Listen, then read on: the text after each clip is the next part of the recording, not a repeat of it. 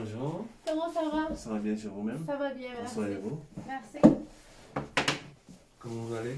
Je vais bien, ça va. Et vous? Ça va, ça va, ça va. Bien. Merci d'être venu. Merci de m'avoir accordé un rendez-vous, c'est apprécié. Ok, moi je m'appelle Herman. Je serai votre intervenant de ce jour. Bon, déjà, je serais préférable pour détendre l'atmosphère qu'on se tutoie, ça ne vous gêne pas? Ah oui, merci. Ouais. Ok. Donc, comme je disais tantôt, je suis votre intervenant de ce jour. Ok. Donc, il va s'agir aujourd'hui de notre première entrevue. Oui.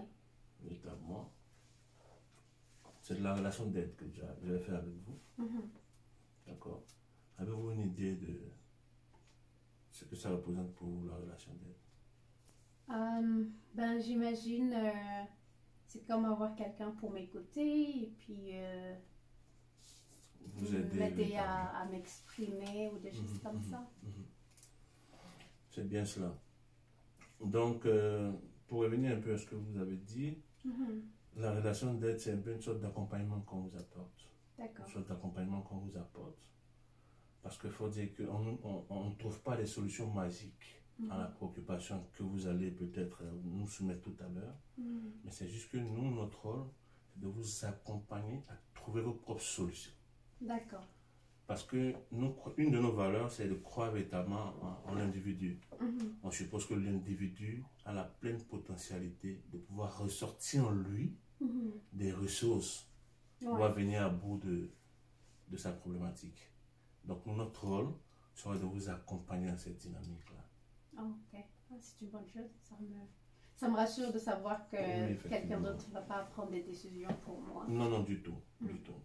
On croit en votre autonomie, on croit en votre capacité, on croit en votre potentialité. C'est juste que par moment, certaines personnes ne savent pas par où commencer. Oui. Et donc notre rôle, c'est véritablement de vous aider à cela. D'accord. Afin de pouvoir trouver vos propres solutions. Ok. Voilà, mais sachez déjà que ce que nous dirons ici sera véritablement confidentiel. C'est un principe qui est très important pour nous, la confidentialité. D'accord. Et donc, on pourra dire secret, ça va rester entre ces 4 nuits-là. Mais bien évidemment, si je constate, ou bien si on constate que un d'entre vous, soit vous, dans vos entourages, la sécurité se voit menacée, on sera obligé de trahir cette confidentialité-là pour la sécurité de tout le monde. Ok. Ça vous fait du sens? Oui. Aussi, ne vous sentez pas gêné. Hein. À un moment, je suis en train de prendre des notes. Ok. Mais sachez tout de moins que j'ai une attention particulière à ce que vous êtes en train de dire. Ok. Voilà. Aussi, il est important de comprendre que les notes que je prendrai peuvent être accessibles à mon superviseur direct, bien évidemment, éventuellement pour faire un suivi. D'accord. Et vous aussi, vous avez la possibilité d'avoir accès à ces notes-là. Ok. Comme vous voudriez. D'accord. Donc après notre rencontre, je peux avoir vous pouvez avoir accès à ces notes-là. Ok. Voilà. Est-ce que vous avez une préoccupation par rapport à ce que je viens de dire déjà? Non, je pense que tout est clair. Merci beaucoup. Alors, je pense qu'on va entrer dans le vif du sujet. Qu'est-ce qui nous amène ici aujourd'hui? Écoute, j'ai deux enfants et c'est vraiment la plus âgée qui m'inquiète beaucoup. Elle a 13 ans. Et ce qui se passe, c'est que ça va pas trop bien. Elle ne parle plus.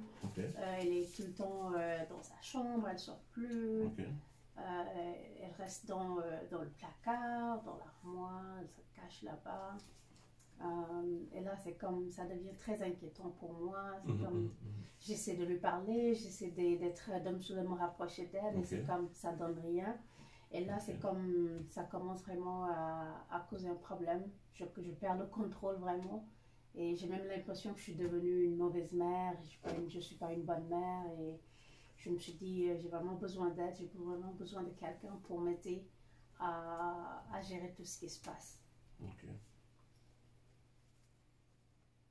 Si j'ai bien compris, hein, pour être sûr d'avoir bien compris cerner votre préoccupation, votre fille de 13 ans aujourd'hui est fermée évidemment à tout échange avec l'extérieur.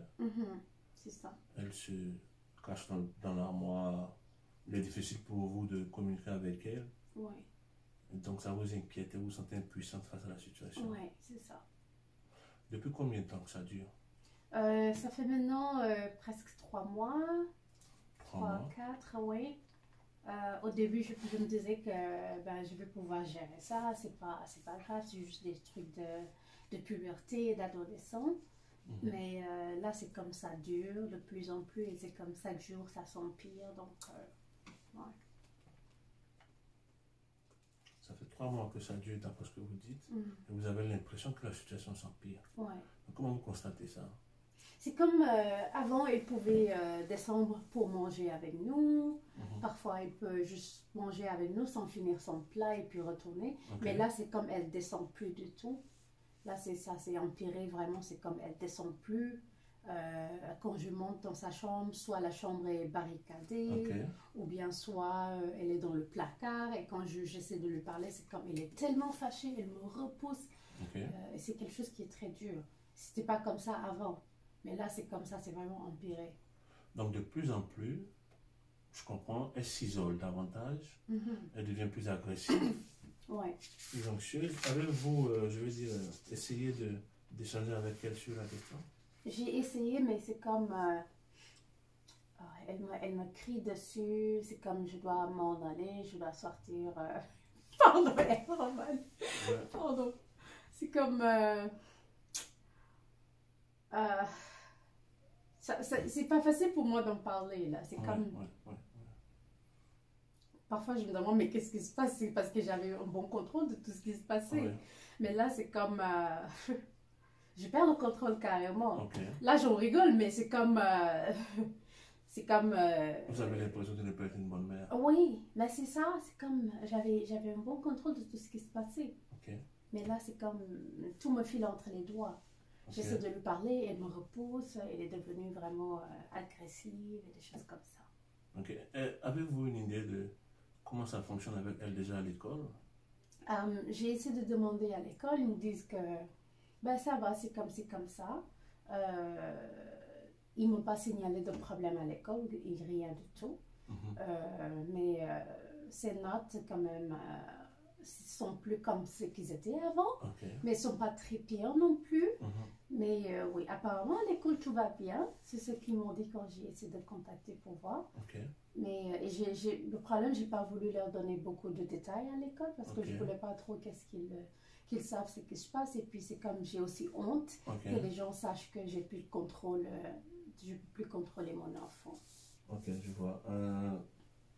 À l'école, comme vous dites, pour vous, je veux dire, c'est pas pire. Tout se passe naturellement. Bon, au niveau des notes, au niveau de... Même si vous avez l'impression que ça baissait un peu, mais elle garde toujours le cap. Et on ne doit pas signaler, je veux dire, un quelconque défaut de comportement au niveau de l'école. Ben, pas grand-chose, mais là que tu en parles, là, je me demande est-ce que c'est pas un problème? Parce que c'est comme, je me rappelle, on m'avait signalé qu'elle était restée dans les toilettes pendant un long moment, que les gens commençaient à se demander où elle était, des choses comme ça. Et là, on l'a trouvée dans les toilettes, elle était enfermée là-bas. J'avais pas pensé trop à ça, mais là que tu me poses la question, je me demande est-ce qu'il n'y a pas quelque chose aussi qui se passe à l'école, je sais pas.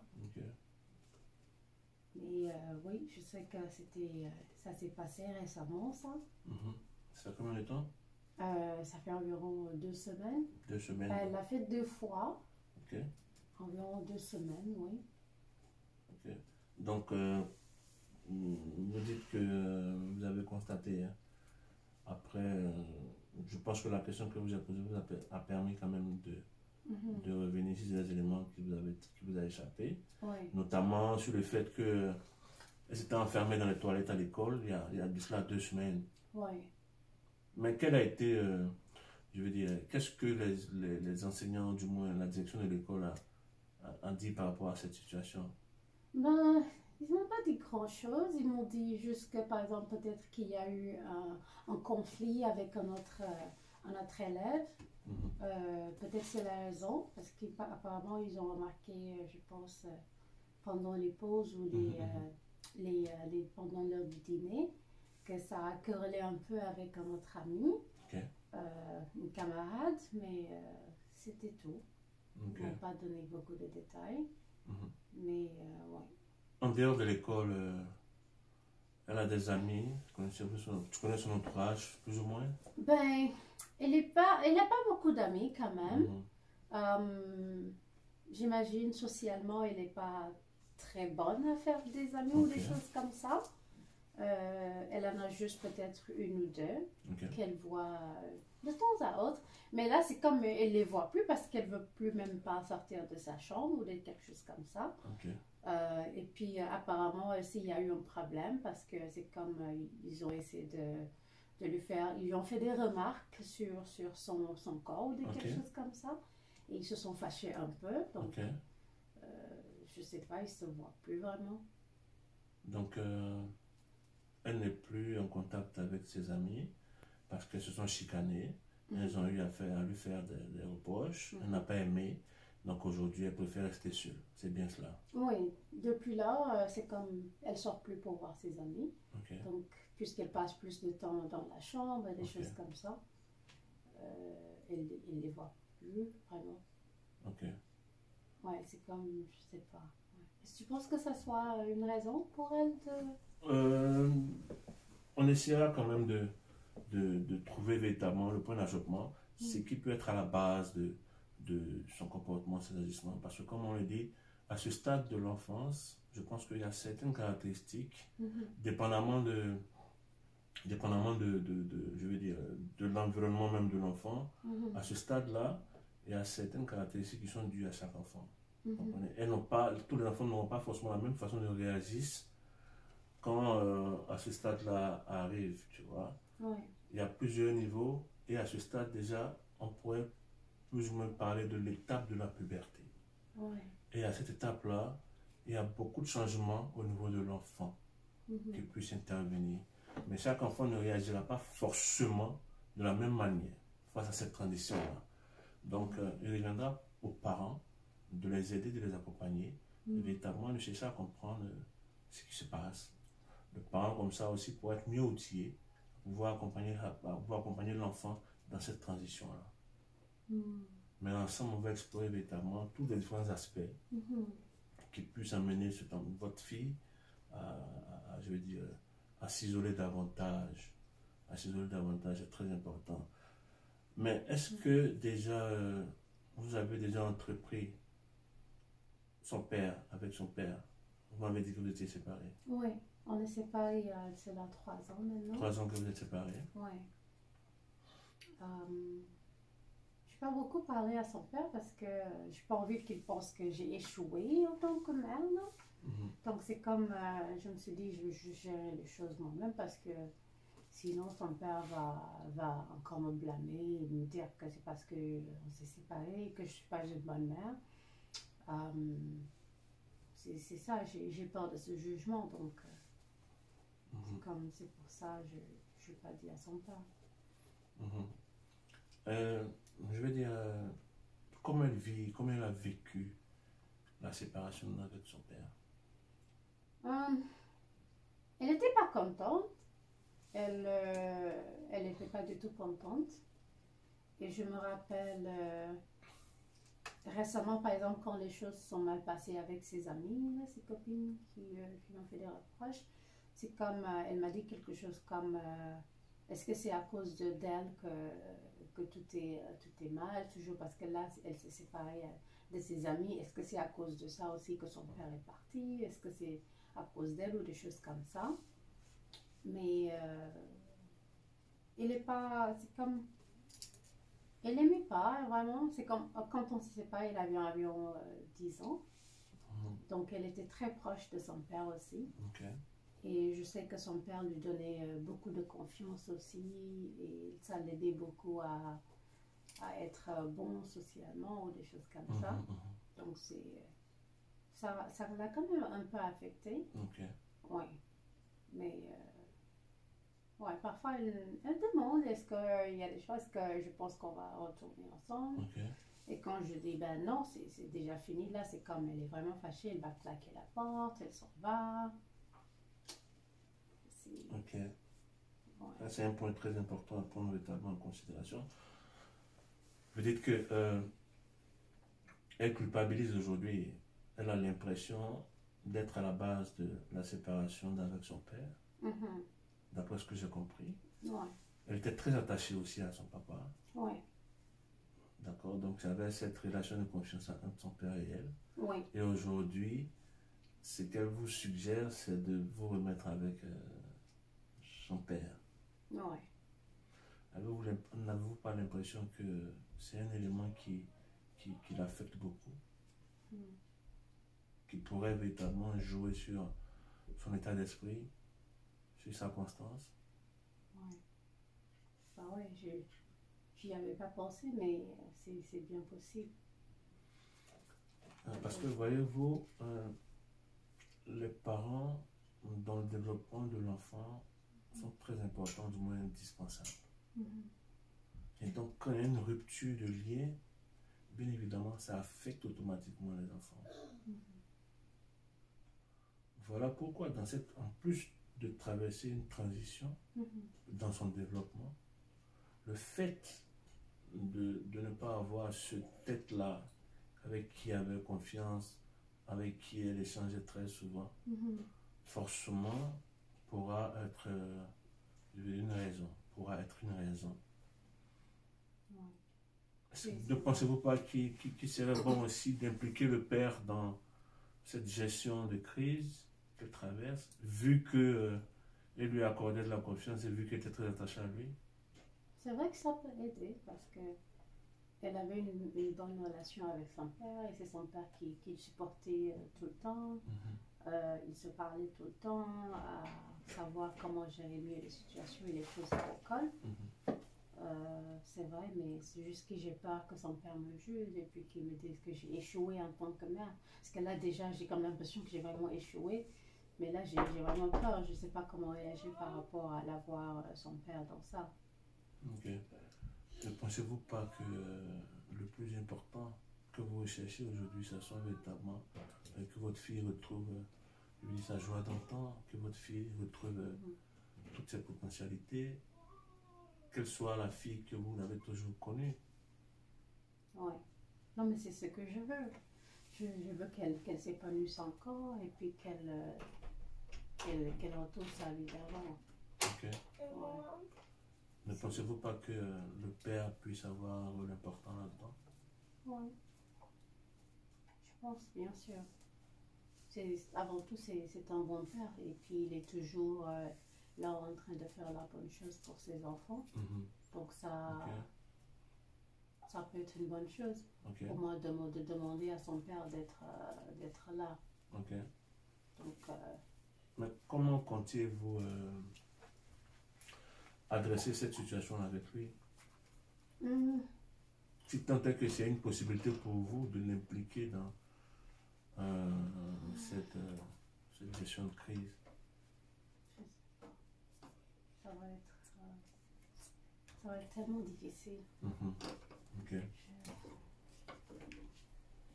Je sais pas. Parce que il serait important pour les deux parents, même étant séparés, d'aider la petite à pouvoir s'en sortir.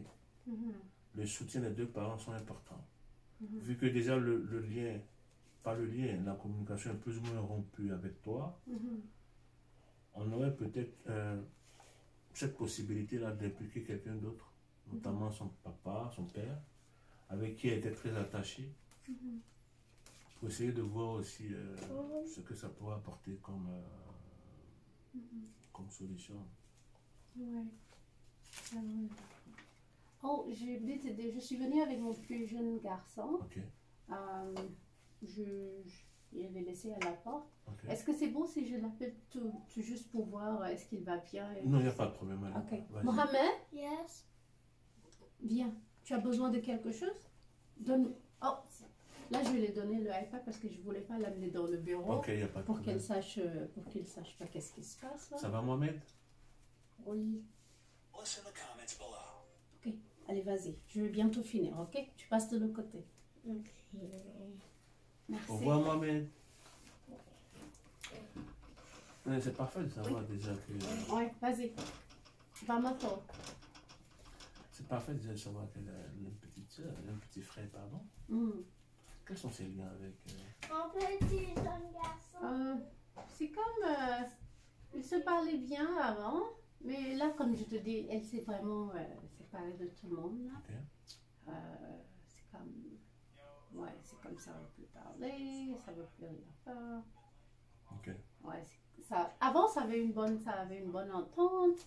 Ça regardait les vidéos ensemble, ils faisaient les devoirs ensemble, des choses comme ça. Ok. Mais depuis qu'elle s'est isolée, là, c'est comme ça va plus vraiment. Ok. Ouais. Faut-il que depuis qu'elle est isolée, tu as dit qu'elle a rompu tout contact avec tout le monde, même avec son petit frère, Ouais. tout le monde et tout ça. Ouais. Avec vous, la communication est difficile La aussi. communication est difficile. Et surtout, par exemple, hier, ce qui s'est passé, c'est qu'elle a demandé si elle pouvait voir son père. Et j'ai dit, mais non, parce que tu es resté dans ta chambre pendant longtemps, je te demande de sortir, tu ne sors pas, et là, tu viens me dire que tu veux aller voir ton père. Ce n'est pas une option.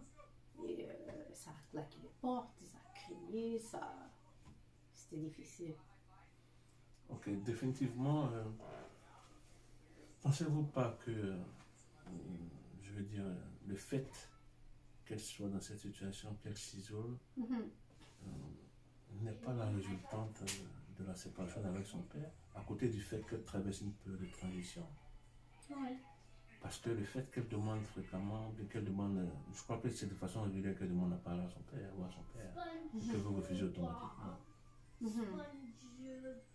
Ouais. Ça peut être quelque chose de ouais. Peut-être qu'elle a vraiment besoin de son père.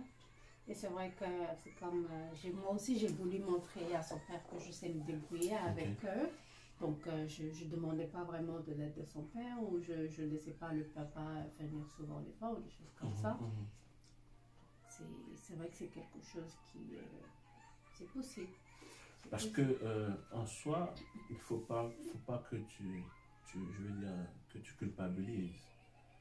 Parce que, comme je l'ai dit auparavant, elle a un stade de développement, la puberté, et les enfants ne réagissent pas forcément de la même façon à cette transition-là. Ouais. Vous comprenez?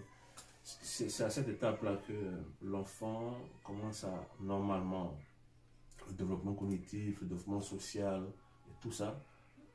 Et donc, face à cette transition aussi, il peut avérer que ça ne se passe pas toujours bien. Parce qu'il y a un changement au niveau physique et tout ça. Forcément, ça aura de l'incidence sur le reste, tu vois, sur les relations interpersonnelles et tout ça. Et donc, les parents que vous êtes, devez plus ou moins aider l'enfant, l'accompagner dans cette transition-là, et la comprendre surtout. Ouais. Parce que de plus en plus, elle se sent isolée. Et je pense que il ne serait pas intéressant parce que très souvent, à cette étape-là, des enfants peuvent développer des idées suicidaires.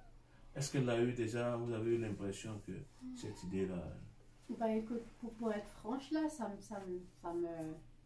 fait peur un peu aussi parce que c'est comme elle s'isole tout le temps, donc il peut se passer des choses dans sa chambre mais je ne saurais pas. Et ça me fait encore plus peur parce que on a une voisine, sa fille de 13 ans s'est suicidée aussi il y a quelques années.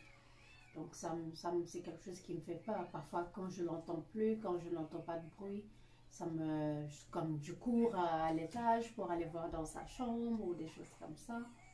C'est quelque chose qui me fait peur aussi. Parce que je sais pas. C'est bien possible. Je sais pas parce que...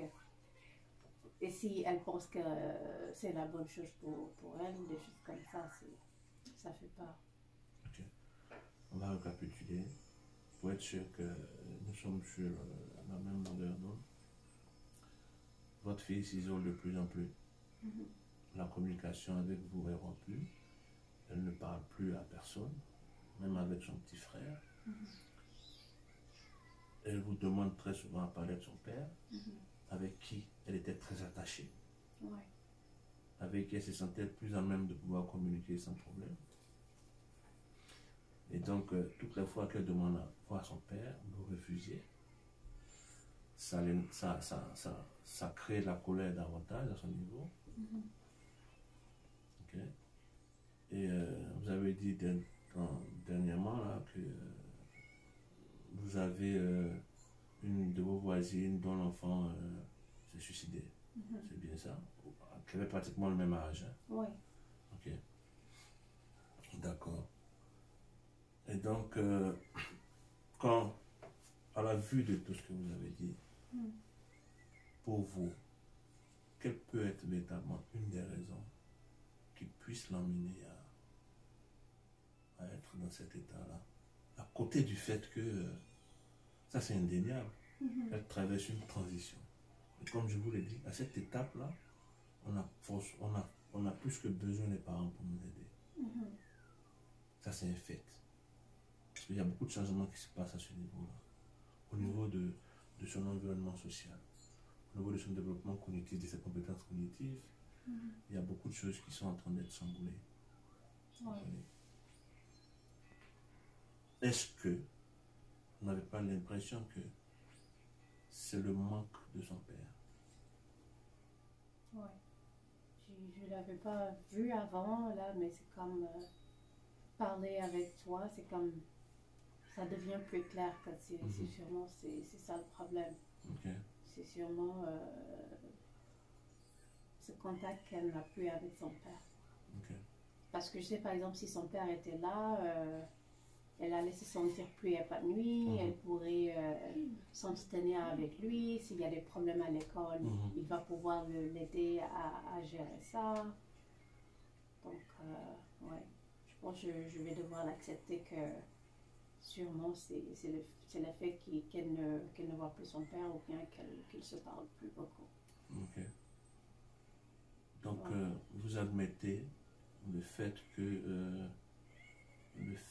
qu'elle n'ait pas la possibilité, comme elle le souhaite, de parler à son père, de voir son père, peut être une des raisons qui suscite véritablement ce comportement à son niveau? Oui, je pense, oui. Je pense à qu'elle puisse voir son père aller faire une différence. Ok.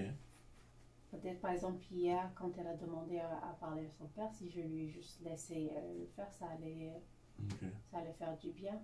Okay. Mais par exemple, dire non, ça a aggravé les choses. Ok. Comment comptez-vous adresser ça? Comment comptez-vous... comment tu comptes, je veux dire, adresser cette situation en impliquant son père dans cette gestion de crise-là? J'imagine... je pense que c'est une bonne chose pour moi déjà que je puisse savoir que c'est là, ou peut-être c'est là où vient le problème vraiment. Donc je vais essayer de m'entretenir avec son père et je vais lui expliquer qu'est-ce qui s'est passé et comment se passent les choses en ce moment. Et aussi je vais lui parler à elle pour dire que je le laisse, puis je le laisserai parler avec son père ou voir son père quand elle veut. Au moins, en espérant que ça puisse faire du bien. Ouais. Donc, c'est ça. Ok. Ouais. J'ai presque fini, mon garçon. Ok? Est-ce que tu peux aller m'attendre, s'il te plaît? Maman a presque fini. D'accord? Vas-y. Vas-y. Va attendre. Let me just stay over here, please. Non, vas-y. Va m'attendre. J'ai presque fini. Tu veux que je t'amène dans la chambre? Dans l'autre pièce? Non. Ok, viens. Je vais l'amener l'asseoir et puis je reviens. Allez, viens. Pas de problème.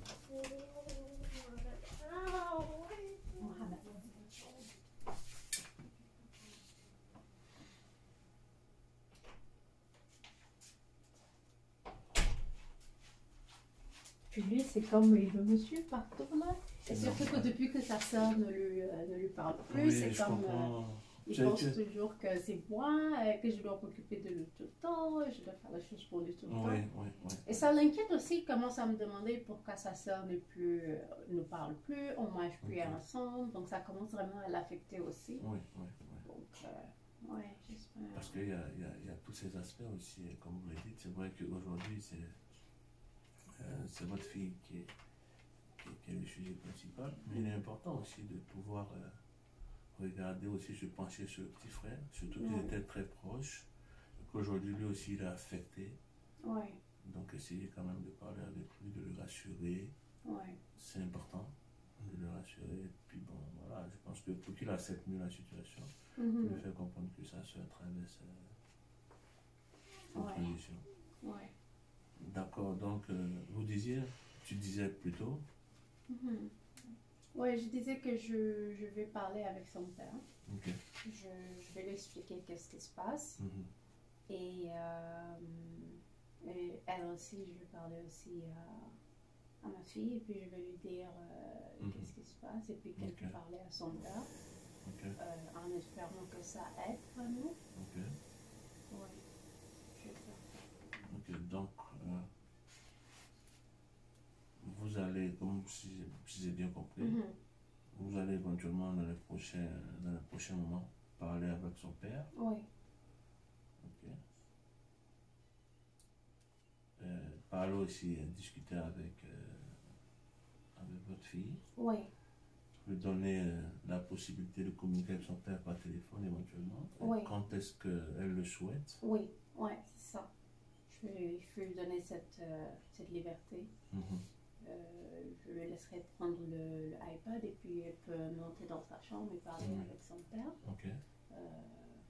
J'imagine ça devrait faire du bien. Ok. Ça devrait l'aider. Ok. On peut revenir un peu sur le cas du suicide que vous avez évoqué tantôt, de la voisine. Ouais. Elles avaient pratiquement le même âge. Ouais, ils avaient presque le même âge. L'autre avait 13-14 ans et elle en a 13. Elle sait aussi ce qui s'est passé, elle a appris parce qu'ils allaient dans la même école, donc la nouvelle s'est propagée et tout ça. Donc c'est un peu ce qui me fait peur aussi, qu'elle pense qu'elle peut juste faire comme l'autre là, juste pour terminer tout. Ah d'accord. Donc ça vous inquiète, hein? Ouais. Ça vous inquiète davantage de savoir qu'à cet âge-là, elle peut y arriver.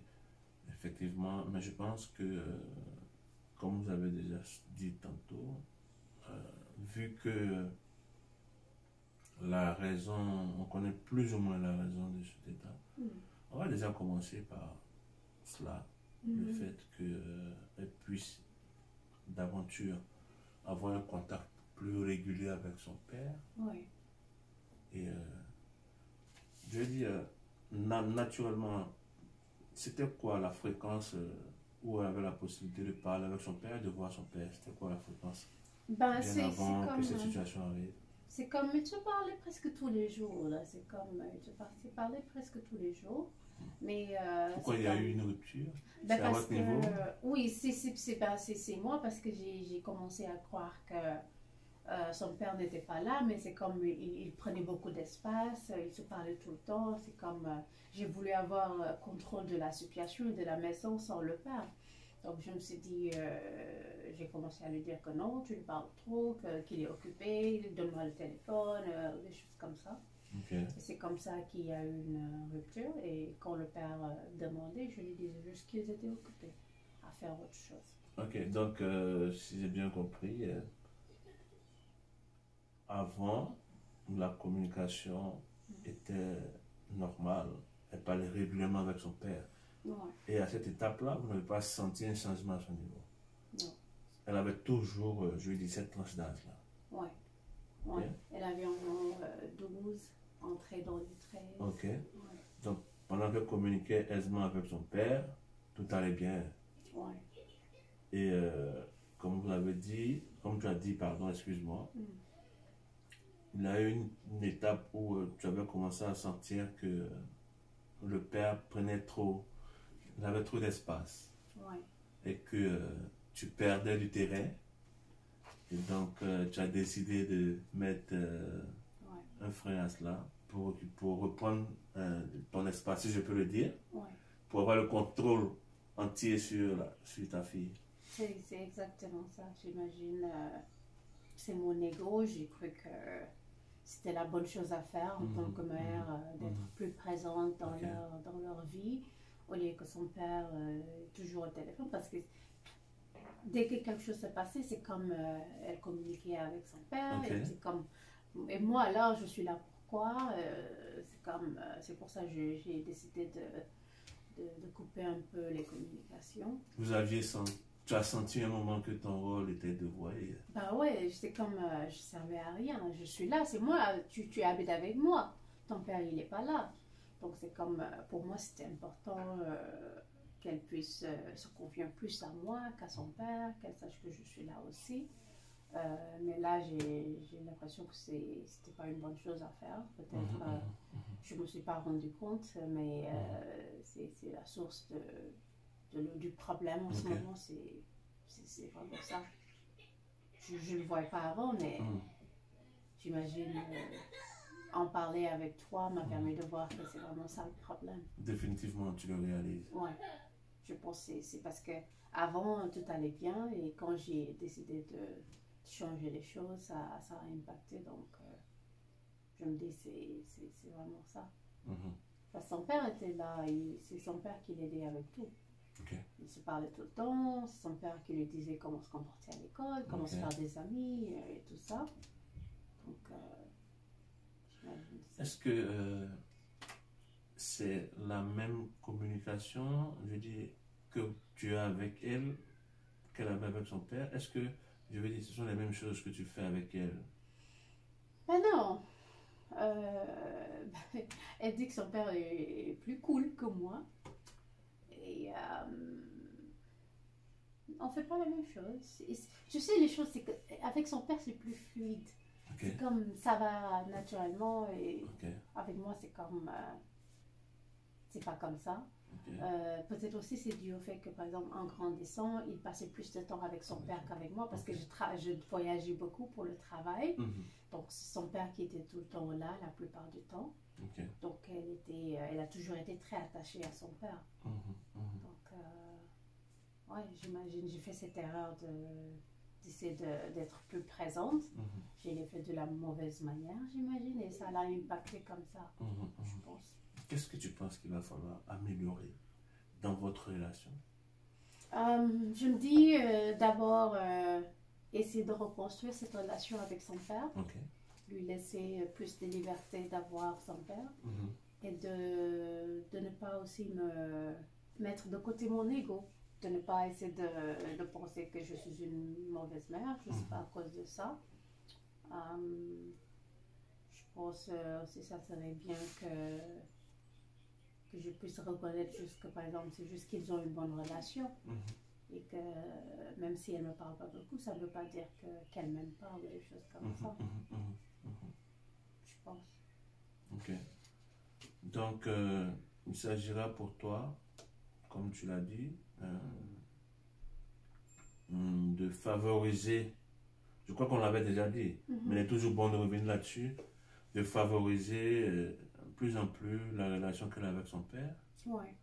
Maintenant, à côté de cela aussi, essayer de rétablir la relation qu'elle a avec toi. Parce que, comme tu l'as dit, tu es consciente véritablement des choses peut-être qui n'ont pas matché avec elle.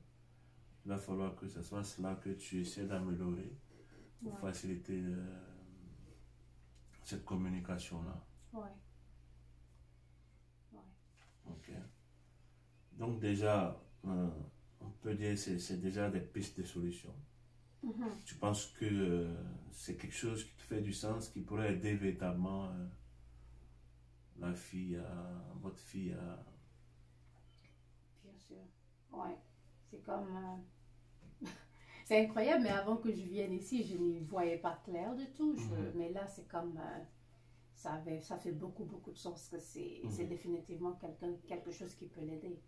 Qu'elle sache que son père est là et qu'elle peut faire confiance en son père. Ça va permettre... peut-être ça va lui permettre aussi de me faire un peu plus confiance, de connaître, de savoir que je n'essaie pas de la séparer de son père aussi. Ouais. Quelles sont les fréquences que vous perdez? Je veux dire, quel plan par rapport véritablement à la visite, au droit de visite du père, aux appels et tout ça. Ouais. Comment comptez-vous Ben là, comme tout d'abord, dès que j'arrive à la maison aujourd'hui, je vais contacter son père. Et puis je vais l'expliquer la situation et qu'est-ce qui se passe. Et je lui dirai qu'il peut l'avoir autant qu'il veut. Et je peux aussi aller dans sa chambre pour la parler avec elle, pour lui dire que ben, je vais tout d'abord m'excuser. Je lui dire que je suis désolée d'avoir rompu la communication avec papa. Je pensais juste faire la bonne chose, mais je me suis rendu compte que c'est pas la bonne chose. Et après, je lui dirai qu'elle peut voir son père autant qu'elle veut et puis qu'elle lui parle autant qu'elle veut. Oui, en espérant que ça soit une bonne chose. Ok, c'est déjà parfait. Et donc,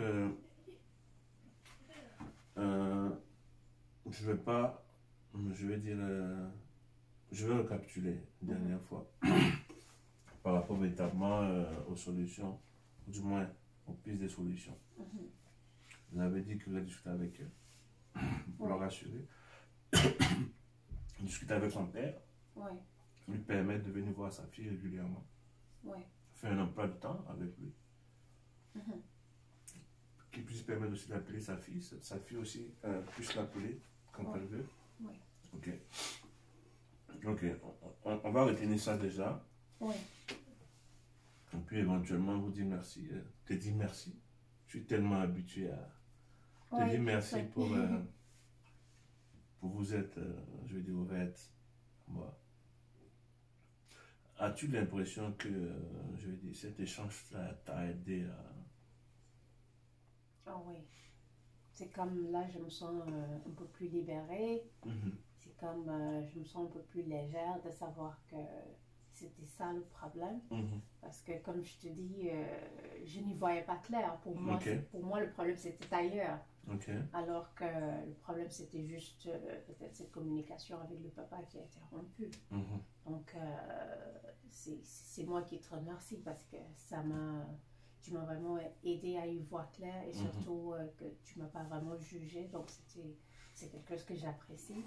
J'imagine savoir que je ne suis pas jugée m'a permis de m'exprimer et de reconnaître mon tort, d'avoir rompu la communication avec son père.